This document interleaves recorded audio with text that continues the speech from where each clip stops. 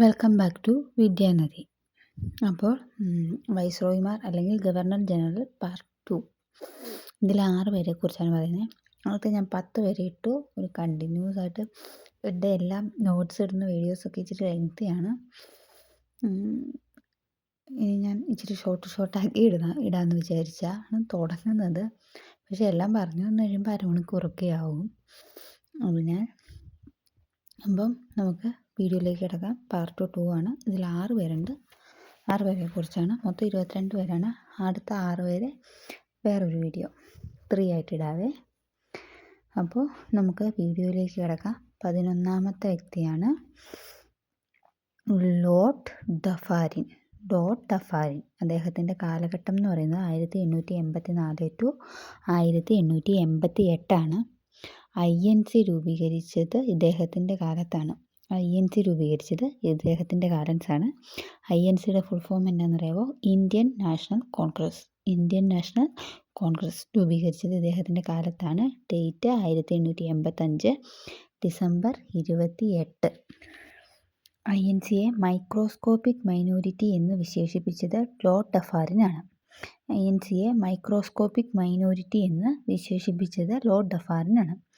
ആദ്യമായി ഒരു public service commission രൂപം നൽകി. അപ്പോൾ ലോർഡ് ഡഫാറിൻ്റെ ഭരണകാലഘട്ടമാണ് 1884 ടു 1888. INC രൂപീകരിച്ചത് ഇദ്ദേഹത്തിൻ്റെ കാലത്താണ്.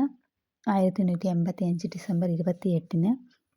INCയെ മൈക്രോസ്കോപ്പിക് മൈനോരിറ്റി എന്ന് വിശേഷിപ്പിച്ചു. ആദ്യമായി ഒരു പബ്ലിക് സർവീസ് കമ്മീഷൻ രൂപം നൽകി. അടുത്തയാളാണ് ലോർഡ് കഴ്സൺ. അദ്ദേഹത്തിൻ്റെ ഭരണകാലഘട്ടമാണ് 1889 ടു 1905. അദ്ദേഹത്തിൻ്റെ ഭരണകാലഘട്ടം 1889 ടു 1905. 1905 ബംഗാൾ വിഭജന പദ്ധതി നടപ്പിലാക്കിയത് കഴ്സൺ പ്രഭുവാണ്. 1905 ബംഗാൾ വിഭജന പദ്ധതി എന്താണെന്നറിയാവോ? ബംഗാൾ വിഭജന പദ്ധതി ബ്രിട്ടീഷുകാർ ഇന്ത്യയിൽ ഭിന്നിപ്പിച്ചു ഭരിക്കുക എന്ന നയത്തിൻ്റെ ഭാഗമായി കഴ്സൺ പ്രഭു നടപ്പിലാക്കിയ പദ്ധതിയാണ് ബംഗാൾ വിഭജന പദ്ധതി. അതായത് 1905 ബ്രിട്ടീഷുകാർ ഇന്ത്യയിൽ ഭിന്നിപ്പിച്ച് ഭരിക്കുക എന്ന നയത്തിൻ്റെ ഭാഗമായി കഴ്സൺ പ്രഭു നടപ്പിലാക്കിയ പദ്ധതിയാണ് ബംഗാൾ വിഭജന പദ്ധതി. ഇത് 1905 ജൂലൈ 20 പ്രഖ്യാപിച്ചു. 1905 ഒക്ടോബർ 16 നിലവിൽ വന്നു. അപ്പോൾ 1905 ജൂലൈ 20 ബംഗാൾ വിഭജന പദ്ധതി പ്രഖ്യാപിച്ചു. 1905 ഒക്ടോബർ 16 നിലവിൽ വന്നു. ഇത് എന്തിനു നടത്തിയതെന്ന് വെച്ചിട്ടുണ്ടെങ്കിൽ ഭരണ സൗകര്യത്തിനായിട്ടാണെന്ന് പറയപ്പെടുന്നു. എന്നാൽ യഥാർത്ഥ ലക്ഷ്യം ദേശീയ പ്രസ്ഥാനത്തെ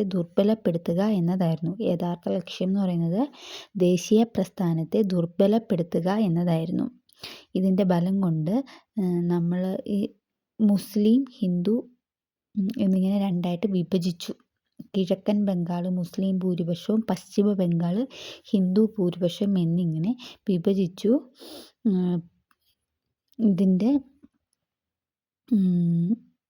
എന്നാൽ ഇതിൽ സ്വദേശി പ്രസ്ഥാനം ജനങ്ങളുടെ പ്രതിഷേധം കാരണം 1911 ഇത് റദ്ദാക്കാൻ കഴിഞ്ഞു.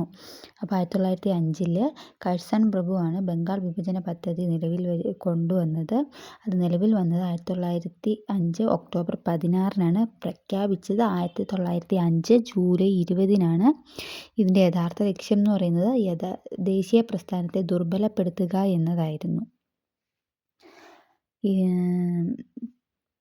അപ്പം ബംഗാൾ വിഭജന പദ്ധതിക്ക് എതിരെ നിലവിൽ വന്ന പ്രസ്ഥാനമാണ് സ്വദേശി പ്രസ്ഥാനം.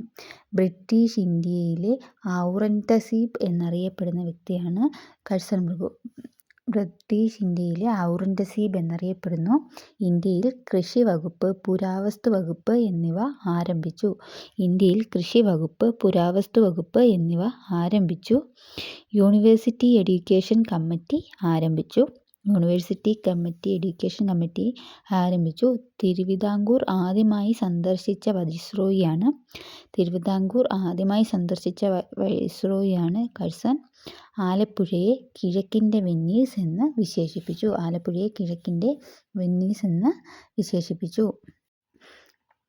1905 ബംഗാളിലെ Curzon പ്രഭുവിൻ്റെ ഭരണകാലഘട്ടം 1889 to 1905.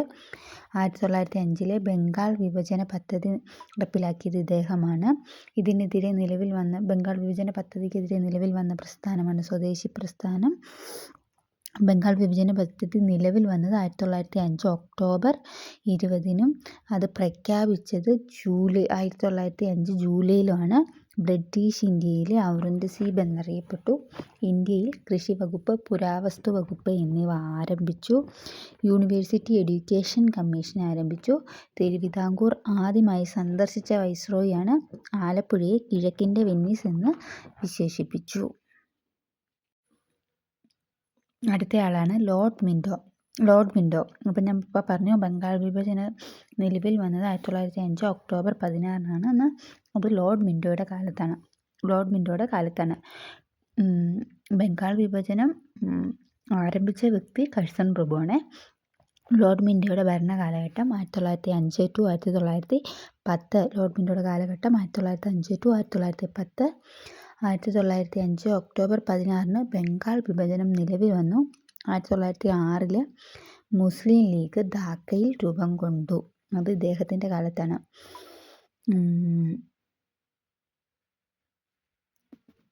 Muslim league Dhaka എന്ന് പറഞ്ഞിട്ടുണ്ടെങ്കിൽ അത് ധാക്കയിൽ മുസ്ലിം ലീഗ് രൂപം കൊണ്ടത് 1906 ഡിസംബർ 30-നാണ്. ബംഗ്ലാദേശിലാണ് ധാക്ക എന്ന് പറയുന്നത് അന്നത്തെ ബംഗ്ലാദേശാണ്. ലക്ഷ്യം എന്ന് പറയുന്നത് ബ്രിട്ടീഷ് ഇന്ത്യയിലെ മുസ്ലിം സമുദായത്തിൻ്റെ രാഷ്ട്രീയ അവകാശങ്ങൾ സംരക്ഷിക്കുക. ബ്രിട്ടീഷ് ഇന്ത്യയിലെ മുസ്ലിം സമുദായത്തിൻ്റെ രാഷ്ട്രീയ അവകാശങ്ങൾ സംരക്ഷിക്കുക എന്നതായിരുന്നു ലക്ഷ്യം. അതിൻ്റെ പ്രധാന നേതാക്കളായിരുന്നു മുഹമ്മദ് അലി ജിന്നയും ലിയാഖത്ത് അലി ഖാനും. ഇതിൻ്റെ ഈ മുസ്ലിം ലീഗ് പങ്ക് ദ്വിരാഷ്ട്ര സിദ്ധാന്തത്തിന് രൂപം നൽകി പാകിസ്ഥാൻ രൂപീകരണത്തിന് വഴി തെളിച്ചു. പാകിസ്ഥാൻ രൂപം കൊണ്ടത് ഇങ്ങനെയാണ്. ശേഷം ഇന്ത്യ, പാകിസ്ഥാൻ, ബംഗ്ലാദേശ് എന്നിവയിൽ മുസ്ലിം ലീഗിൻ്റെ വിവിധ രൂപങ്ങൾ നിലവിൽ വന്നു. അപ്പോൾ ആദ്യം മുസ്ലിം ലീഗ് നിലവിൽ വരുന്നത് ധാക്കയിലാണ് 1906 ഡിസംബർ 30. അതിൻ്റെ ലക്ഷ്യം എന്ന് പറയുന്നത് ബ്രിട്ടീഷ് ഇന്ത്യയിലെ മുസ്ലിം സമുദായത്തിൻ്റെ രാഷ്ട്രീയ അവകാശങ്ങൾ സംരക്ഷിക്കുക എന്നതായിരുന്നു. അപ്പോൾ പ്രധാന നേതാക്കളായിരുന്നു മുഹമ്മദ് അലി ജിന്നയും ലിയാഖത്ത് അലി ഖാനും. അതിൻ്റെ പങ്ക് ദ്വിരാഷ്ട്ര സിദ്ധാന്തത്തിന് രൂപം നൽകുകയും പാകിസ്ഥാൻ രൂപീകരണത്തിന് വഴി തെളിക്കുകയും ചെയ്തു. ശേഷം ഇന്ത്യ, പാകിസ്ഥാൻ, ബംഗ്ലാദേശ് എന്നിവിടങ്ങളിൽ മുസ്ലിം ലീഗിൻ്റെ വിവിധ രൂപങ്ങൾ നിലവിൽ വന്നു. അപ്പോൾ 1905 ഒക്ടോബർ 10-നാണ് ബംഗാൾ വിഭജനം നിലവിൽ വന്നത്. 1906 മുസ്ലിം ലീഗ് ധാക്കയിൽ രൂപം കൊണ്ടത് ഇദ്ദേഹത്തിൻ്റെ കാലത്താണ്. 1907 സൂററ്റ് സമ്മേളനത്തിൽ കോൺഗ്രസ് മിതവാദികളും തീവ്രവാദികളുമായി പിരിഞ്ഞപ്പോൾ ഉണ്ടായ വൈസ്രോയിയാണ്. സൂററ്റ് സമ്മേളനത്തിലെ കോൺഗ്രസ് മിതവാദികളും തീവ്രവാദികളുമായി പിരിഞ്ഞപ്പോൾ ഉണ്ടായ വൈസ്രോയിയാണ്. 1907 മിൻറ്റോ മോർലി ഭരണപരിഷ്കാരം ഇദ്ദേഹത്തിൻ്റെ കാലത്താണ്. മിൻറ്റോ മോർലി ഭരണപരിഷ്കാരം എന്താണെന്നറിയാമോ? മിൻറ്റോ മോർലി ഭരണപരിഷ്കാരം 1909 ഇന്ത്യൻ കൗൺസിൽ നിയമപ്രകാരം ഇന്ത്യക്കാരുടെ ഭരണപങ്കാളിത്തം വർദ്ധിപ്പിക്കാനും മിതവാദികളെ തൃപ്തിപ്പെടുത്താനും ലക്ഷ്യമിട്ട ബ്രിട്ടീഷ് പരിഷ്കാരങ്ങളാണ്. അപ്പം മിൻറ്റോ മോർലി പരിഷ്കാരങ്ങൾ എന്ന് വെച്ചിട്ടുണ്ടെങ്കിൽ 1909 ഇന്ത്യൻ കൗൺസിൽ നിയമപ്രകാരം ഇന്ത്യക്കാരുടെ ഭരണപങ്കാളിത്തം വർദ്ധിപ്പിക്കാനും മിതവാദികളെ തൃപ്തിപ്പെടുത്താനും ലക്ഷ്യമിട്ട ബ്രിട്ടീഷ് പരിഷ്കാരം. പ്രധാനമായും ലെജിസ്ലേറ്റീവ് കൗൺസിലുകളിൽ കൂടുതൽ ഇന്ത്യക്കാരെ ഉൾപ്പെടുത്തി. എന്നാൽ ഏറ്റവും വലിയ മാറ്റം മുസ്ലിങ്ങൾക്കായി പ്രത്യേക വോട്ടർ പട്ടിക ഏർപ്പെടുത്തിയതാണ്. ഇത് മതപരമായ വിഭജനത്തിന് കാരണമായി. ഇത് മിൻറ്റോ പ്രഭുവും ജോൺ മോർലിയും കൂടിയാണ് നടപ്പിലാക്കിയത്. ഇത് മിൻറ്റോ തന്നെയല്ല, ജോൺ മോർലിയും കൂടിയാണ് ഇത് നടപ്പിലാക്കുന്നത്. അപ്പോൾ മിൻറ്റോ മോർലി ഭരണപരിഷ്കാരം എന്താ? 1909 ഇന്ത്യൻ കൗൺസിൽ നിയമപ്രകാരം ഇന്ത്യക്കാരുടെ ഭരണ പങ്കാളിത്തം വർദ്ധിപ്പിക്കാനും മിതവാദികളെ തൃപ്തിപ്പെടുത്താനും ലക്ഷ്യമിട്ട ബ്രിട്ടീഷ് പരിഷ്കാരം. അടുത്തത്, വൈസ്രോയുടെ എക്സിക്യൂട്ടീവ് കൗൺസിലിലേക്ക് ആദ്യമായി ഒരു ഇന്ത്യക്കാരനെ തിരഞ്ഞെടുത്തു. SP സിൻഹ. വൈസ്രോയുടെ എക്സിക്യൂട്ടീവ് കൗൺസിലിലേക്ക് ആദ്യമായി ഒരു ഇന്ത്യക്കാരനെ തിരഞ്ഞെടുത്തു. SP സിൻഹ. അപ്പോൾ ലോർഡ് മിൻറ്റോയുടെ ഭരണകാലഘട്ടമാണ് 1905 to 1910. 1905 ഒക്ടോബർ 16 ബംഗാൾ വിഭജനം നിലവിൽ വന്നു. 1906 മുസ്ലിം ലീഗ് ധാക്കയിൽ രൂപം കൊണ്ടു. 1907 സൂററ്റ് സമ്മേളനത്തിൽ കോൺഗ്രസ് മിതവാദികളും തീവ്രവാദികളുമായി പിരിഞ്ഞപ്പോൾ ഉണ്ടായ വൈസ്രോയി. 1907 മിൻറ്റോ മോർലി ഭരണപരിഷ്കാരം. വൈസ്രോയുടെ എക്സിക്യൂട്ടീവ് കൗൺസിലിലേക്ക് ആദ്യമായി ഒരു ഇന്ത്യക്കാരനെ തിരഞ്ഞെടുത്തു. SP സിൻഹ. അപ്പോൾ അടുത്തയാളാണ് ഹാർഡിനേജ് സെക്കൻഡ്. അദ്ദേഹത്തിൻ്റെ ഭരണകാലഘട്ടമാണ് 1910 to 1916. 1910 to 1916. 1911 ബംഗാൾ വിഭജനം റദ്ദ് ചെയ്തു. ബംഗാൾ വിഭജനം 1911 റദ്ദ് ചെയ്യുന്നത്.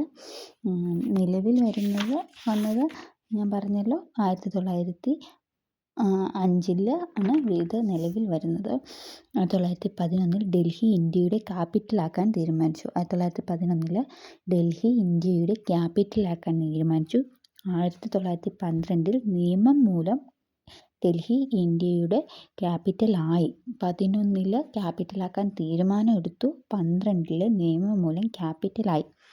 1915 ഡിഫൻസ് ഇന്ത്യ ആക്ട് പാസ്സാക്കി. 1915 ഡിഫൻസ് ഇന്ത്യ ആക്ട് പാസ്സാക്കി. അപ്പോൾ ഡിഫൻസ് ഇന്ത്യ ആക്ട് എന്താ?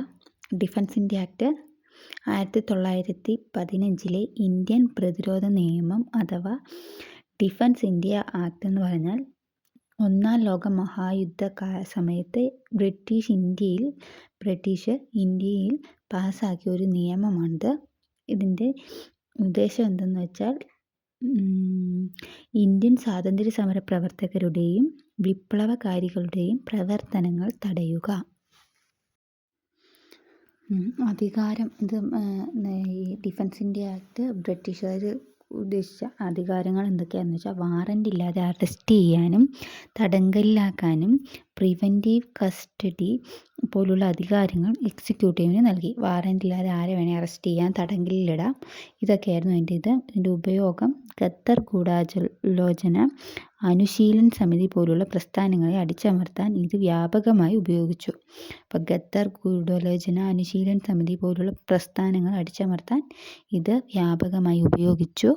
ഫലം ഇത് വലിയ ജനകീയ പ്രതിഷേധങ്ങൾക്ക് കാരണമായി. ഇതുമൂലം വലിയ ജനകീയ റൗലറ്റ് നിയമം കൊണ്ടുവരുന്നതിനും റൗലറ്റ് സത്യാഗ്രഹത്തിനും ഇത് വഴിതെളിച്ചു. ഇതുമൂലമാണ് റൗലറ്റ് നിയമം കൊണ്ടുവരുന്നതും റൗലറ്റ് സത്യാഗ്രഹം നടക്കുന്നതും. അപ്പം അങ്ങനെ 1915 ഡിഫൻസ് ഇന്ത്യ ആക്ട് പാസ്സാക്കിയത് ഹാർഡിനേജ് സെക്കൻഡാണ്. ജോർജ് അഞ്ചാമന് വേണ്ടി കോഓർഡിനേഷൻ ദർബാർ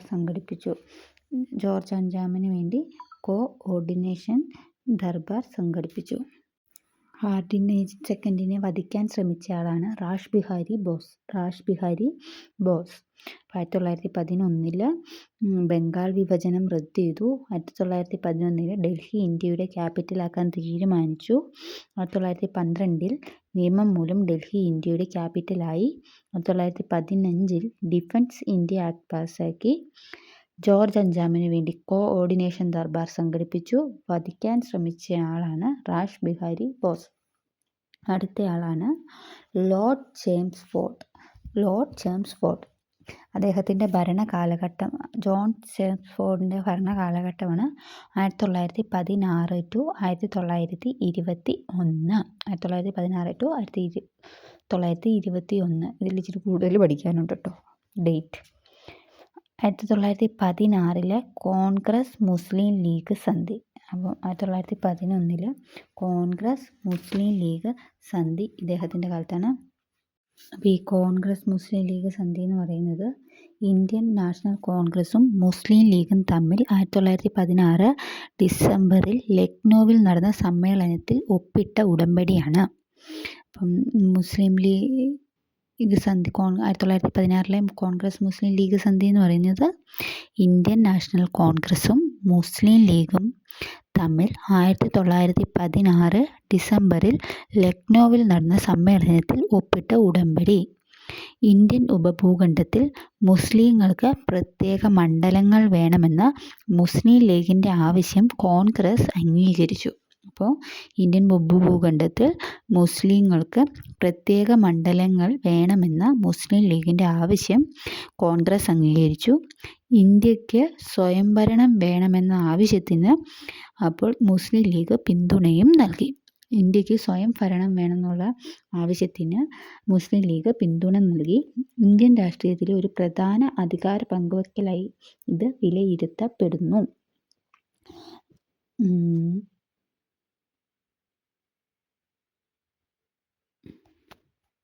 അപ്പോൾ കോൺഗ്രസ് മുസ്ലിം ലീഗ് സന്ധിയുടെ ഗുണം തീവ്രവാദികളും മിതവാദികളും ഒന്നിച്ചു. Home rule movement. അപ്പോൾ ഹോം റൂൾ മൂവ്മെൻറ്റ് എന്താണ്? ഹോം റൂൾ മൂവ്മെൻറ്റ് എന്ന് പറയുന്നത് ബ്രിട്ടീഷ് ഇന്ത്യയിൽ സ്വയംഭരണം ആവശ്യപ്പെട്ടുകൊണ്ട് 1916 ആരംഭിച്ച പ്രക്ഷോഭമാണ്. അപ്പോൾ ഹോം റൂൾ മൂവ്മെൻറ്റ് എന്ന് പറഞ്ഞിട്ടുണ്ടെങ്കിൽ 1916 ബ്രിട്ടീഷ് ഇന്ത്യയിൽ സ്വയംഭരണം ആവശ്യപ്പെട്ടുകൊണ്ട് ആരംഭിച്ച പ്രക്ഷോഭം. ഇതിന് നേതൃത്വം നൽകിയ വ്യക്തികളായിരുന്നു ബാലഗംഗാധര തിലകനും ആനി ബസന്റും. ഇതിൻ്റെ ലക്ഷ്യം എന്ന് പറയുന്നത് ഇന്ത്യക്ക് കോമൺവെൽത്തിനുള്ളിൽ സ്വയംഭരണം നേടുക എന്നതായിരുന്നു. ഇന്ത്യക്ക് ബ്രിട്ടീഷ് കോമൺവെൽത്തിനുള്ളിൽ സ്വയംഭരണം നേടുക എന്നുള്ളതായിരുന്നു. ഇതിൻ്റെ മുദ്രാവാക്യമായിരുന്നു സ്വരാജ് എൻ്റെ ജന്മാവകാശമാണ്, അത് ഞാൻ നേടുക തന്നെ ചെയ്യും എന്നത്. സ്വരാജ് എൻ്റെ ജന്മാവകാശമാണ്, അത് ഞാൻ നേടുക തന്നെ ചെയ്യും എന്ന് പറഞ്ഞത്. അപ്പോൾ ഹോം റൂൾ മൂവ്മെൻറ്റ് അഥവാ ഹോം റൂൾ പ്രസ്ഥാനം എന്ന് പറയുന്നത് ബ്രിട്ടീഷ് ഇന്ത്യയിൽ സ്വയംഭരണം ആവശ്യപ്പെട്ടുകൊണ്ട് 1916 ആരംഭിച്ച പ്രക്ഷോഭമാണ്. ഇതിൻ്റെ ലക്ഷ്യം എന്ന് പറയുന്നത് ഇന്ത്യക്ക് ബ്രിട്ടീഷ് കോമൺവെൽത്തിനുള്ളിൽ സ്വയംഭരണം നേടുക എന്നതായിരുന്നു. ഇതിന് നേതൃത്വം നൽകിയത് ബാലഗംഗാധര തിലകും ആനി ബസന്റുമാണ്. ഇതിൻ്റെ മുദ്രാവാക്യമാണ് സ്വരാജ് എൻ്റെ ജന്മാവകാശമാണ്, അത് ഞാൻ നേടുക തന്നെ ചെയ്യും എന്ന് പറഞ്ഞത്. അപ്പം അടുത്തത് 1916 തന്നെ ബനാറസ് ഹിന്ദു യൂണിവേഴ്സിറ്റി മദൻ മോഹൻ മാളവ്യ സ്ഥാപിച്ചു. ബനാറസ് ഹിന്ദു യൂണിവേഴ്സിറ്റി മദൻ മോഹൻ മാളവ്യ ആദ്യ വനിതാ സർവകലാശാല ആണ് നാദിഫായ് താക്കറെ വുമൺ യൂണിവേഴ്സിറ്റി പൂനെ. ആദ്യ വനിതാ സർവകലാശാലയാണ് നാദിഫായ് താക്കറെ വുമൺ യൂണിവേഴ്സിറ്റി പൂനെ. പിന്നെ അടുത്തതെന്ന് പറഞ്ഞാൽ 1919 മോണ്ടേജ് ഗൾഫോം റെഫോൾഡ് പ്രിവ്യൂകളിൽ ദിഫ്ഭരണം ഏർപ്പെടുത്തി. 1919 പ്രിവ്യൂകളിൽ ദിഫ്ഭരണം ഏർപ്പെടുത്തി. റൗലറ്റ് ആക്ടും ജാലിയൻ വാലാബാഗ് കൂട്ടക്കൊലയും ഇദ്ദേഹത്തിൻ്റെ കാലത്താണ്. റൗലറ്റ് ആക്ടും ജാലിയൻ വാലാബാഗ് കൂട്ടക്കൊലയും ഇദ്ദേഹത്തിൻ്റെ കാലത്താണ്. റൗലറ്റ് ആക്ടും ജാലിയൻ വാലാബാഗും ഒക്കെ ഞാൻ സെപ്പറേറ്റ് ഇടാം കേട്ടോ, നോട്ടായിട്ടിടാം. പിന്നെ ഞാൻ ഇത് പറഞ്ഞിട്ടുമുണ്ട്, എന്നാലും ഞാൻ അതൊക്കെ ഓരോരോ കുഞ്ഞായിട്ട് ഇടാം കേട്ടോ. അപ്പോൾ റൗലറ്റ് ആക്ടും ജാലിയൻ വാലാബാഗ് കൂട്ടക്കൊലയും ഇദ്ദേഹത്തിൻ്റെ കാലത്താണ്. 1920 ഏലിയറ്റ് മുസ്ലിം സർവകലാശാല. 1920 ഏലിയറ്റ് മുസ്ലിം സർവകലാശാല ഏപ്രിൽ 13 സാട്ട്ലർ വിദ്യാഭ്യാസ കമ്മീഷൻ നിയമിച്ചു. സാട്ട്ലർ വിദ്യാഭ്യാസ കമ്മീഷൻ നിയമിച്ചത് ഇദ്ദേഹമാണ്. അപ്പോൾ ലോർഡ് ചെംഫോർഡ് 1916 to 1921 ഭരണകാലഘട്ടം. 1916 കോൺഗ്രസ് മുസ്ലിം ലീഗ് സന്ധി ഇദ്ദേഹത്തിൻ്റെ കാലത്താണ്. തീവ്രവാദികളും മിതവാദികളും ഒന്നിച്ചു. അടുത്തത് ഹോം റൂൾ മൂവ്മെൻറ്റ് ഇദ്ദേഹത്തിൻ്റെ കാലത്താണ്. ബനാറസ് ഹിന്ദു യൂണിവേഴ്സിറ്റി സ്ഥാപിച്ചു. സ്ഥാപകൻ മദൻ മോഹൻ മാളവ്യയാണ്. 1919 പ്രിവ്യൂകളിൽ ദിഫ്ഭരണം ഏർപ്പെടുത്തി. റൗലറ്റ് ആക്റ്റും അതിനെ തുടർന്ന് റൗലറ്റ് ആക്റ്റും ജാലിയൻ വാലാബാഗ് കൂട്ടക്കൊലയും ഇദ്ദേഹത്തിൻ്റെ കാലത്താണ്. 1920 എലൈറ്റ് മുസ്ലിം സർവകലാശാല ഏപ്രിൽ 13 പിന്നെ സാറ്റ്ലർ വിദ്യാഭ്യാസ കമ്മീഷൻ നിയമിച്ചു. അപ്പം 1922 ഫെബ്രുവരി 5 ചൗരി ചൗര സംഭവം ഇദ്ദേഹത്തിൻ്റെ കാലത്താണ്. 1922 ഫെബ്രുവരി 5 ചൗരി ചൗര സംഭവം ഇദ്ദേഹത്തിൻ്റെ കാലത്താണ്. 1923 ജനുവരി 1 സ്വരാജ് പാർട്ടി രൂപീകരിച്ചു. അത് മോത്തിലാൽ നെഹ്റുവും CR ദാസും ചേർന്നാണ്. സ്വരാജ് പാർട്ടി രൂപീകരിച്ചത് ആരൊക്കെയാണ്? മോത്തിലാൽ നെഹ്റുവും CR ദാസും ചേർന്നാണ്. പ്രസിഡന്റ് CR ദാസ് ആയിരുന്നു. 1925 RSSും കമ്മ്യൂണിസ്റ്റ് പാർട്ടിയും രൂപീകരിച്ചു.